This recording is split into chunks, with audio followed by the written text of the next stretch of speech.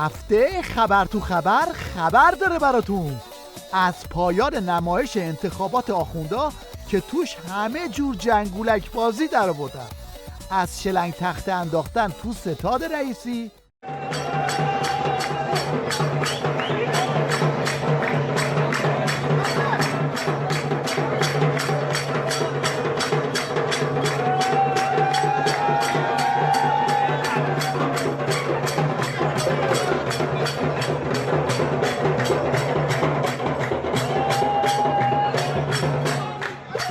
تا استفاده ابزاری از صدای زنها و آواز خوندنشون برای کاندیداها یکیشون تنگی و با یک بیجومن لحظه که چشمون دیده اسمان همه رخت البر این مادر اومد اسی نامهرمونی اسی گل مهرمونی علنگوسیم بسونی اسی نامهرمونی. بعد هم سردار پوشکی نظام رو آوردن تا با خالی بندی برای نمایش انتخابات عظما بازارگرمی کنه. شما هم داشتین رأیتون رو می‌نوشید، ما مزاحم شدیم. فقط اینو میخوام بگم که بفرمایید یه دونه رأی چقدر مهمه سردار؟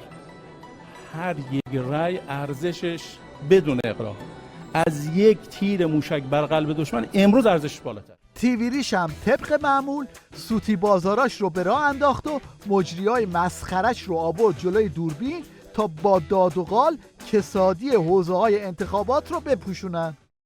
ماییم نظاره کنید ای دشمنانی که همین امشب خواهید گفت نیامدند چشمانتان را باز کنید. زنجانی ها پایتخت نشینان شور و شعور حسینی آمده اند، اینجا ایران است.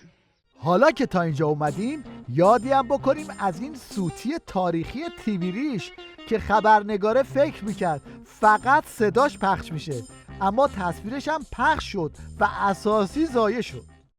سلام بر شما، از شور انتخاباتی در شهرستان ارسنجان برای ما بگید.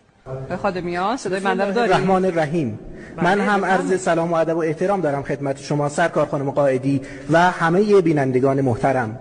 من همکنون در شعبه شماره 11 شهر ارسنجان واقع در مدرسه سالار هستم و آنچه که شاهد هستم حضور پرشور مردمی هست که مشتاقانه میخوان در تعیین سرنوشت کشور و شهر و شهرستانشون سهیم باشن.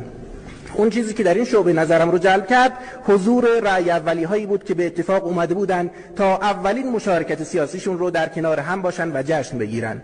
حضور اقشار مختلف مردم، زن و مرد، پیر و جوان، همه مثال زدنی هست و امروز هم باز با این حضور مردم انقلابی بار دیگر بنای با شکوه انقلاب اسلامی مستحکمتر خواهد شد و باز این هم واکنش مردم به تیویریش و تبلیغات مسخرش.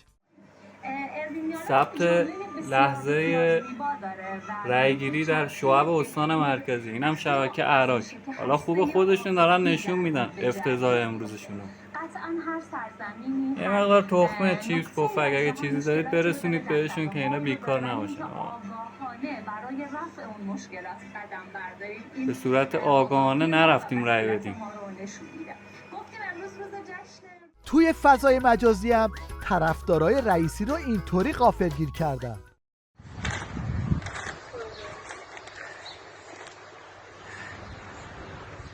خلاصه این که عظما میخواست اجاق نظامش رو گرم کنه اما یه چنین وضعیتی رو آورد.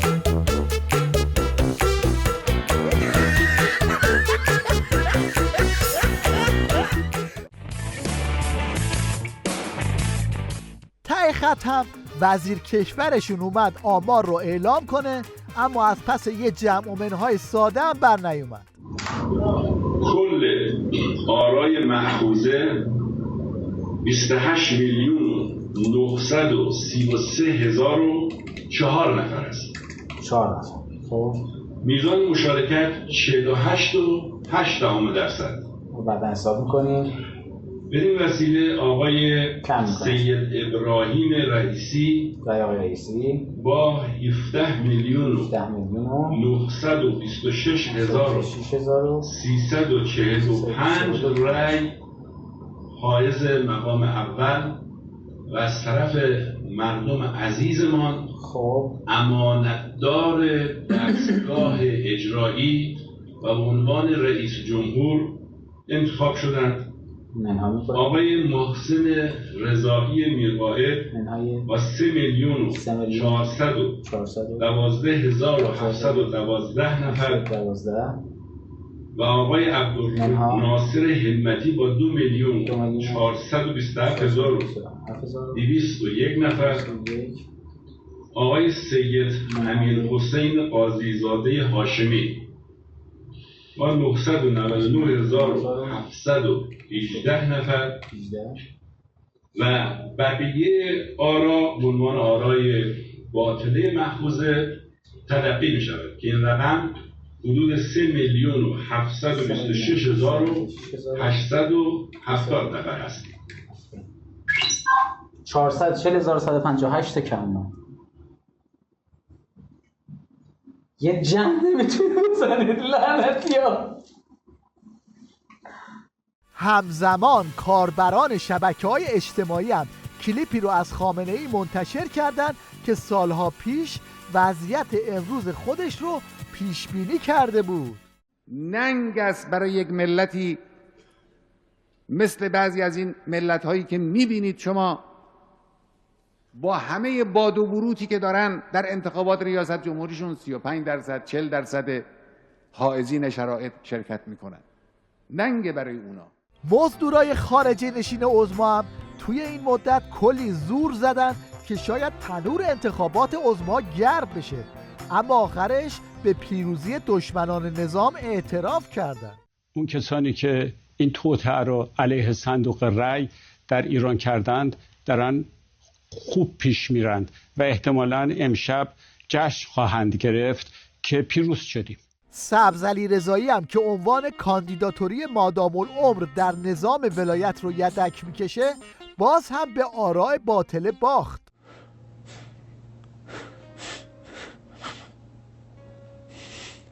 خدا شاهده.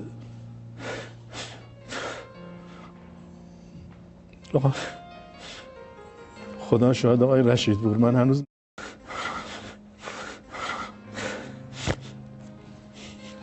کنترل خودم از دست میدم. من که چیزی نبودم. تو این هم وضعیت سبز علیرضایی بعد از این که میفهمه دیگه نمیتونه مناظره بره و وعده انتخاباتی بده.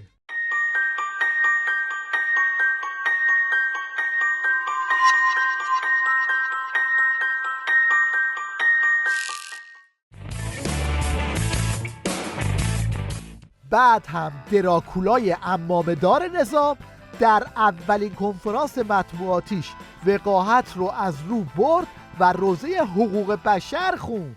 من از ابتدای مسئولیت به عنوان یک حقوقدان همواره مدافع حقوق مردم بودم. حقوق بشر محوری ترین نکته بوده که من همواره در همه مسئولیت ها دنبال کردم. آنانی که اتهام میزنند باید گفت که امروز ما در جایگاه مدعی قرار داریم به عنوان مدعی حقوق انسان. تمام اقداماتی که من در این مدت مسئولیت انجام دادم همواره در جهت دفاع از حقوق بشر و حقوق انسان بوده. او باید مورد تقدیر قرار بگیرد و مورد تشویق. مردم هم پیشاپیش فتیله شعار مرگ بر رئیسی رو روشن کردن تا رئیس جمهور خامنه‌ای حساب کار دستش بیاد.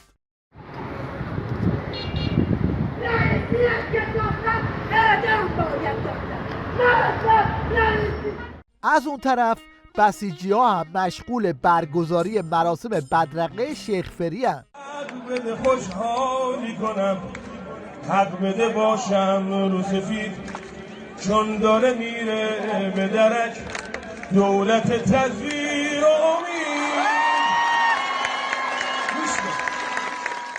با این حساب وضعیت رژیم تو این روزها یه چیزی تو این مایه هاست.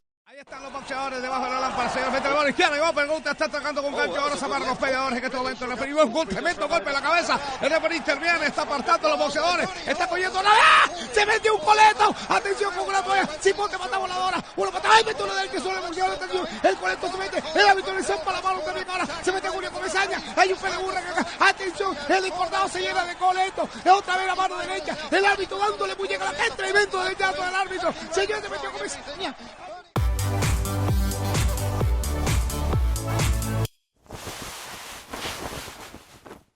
در پایان توجه شما رو به دو ویدئوی ابتکاری جلب می‌کنیم که محصول خلاقیت و سرعت عمل و تمرین مناسبه.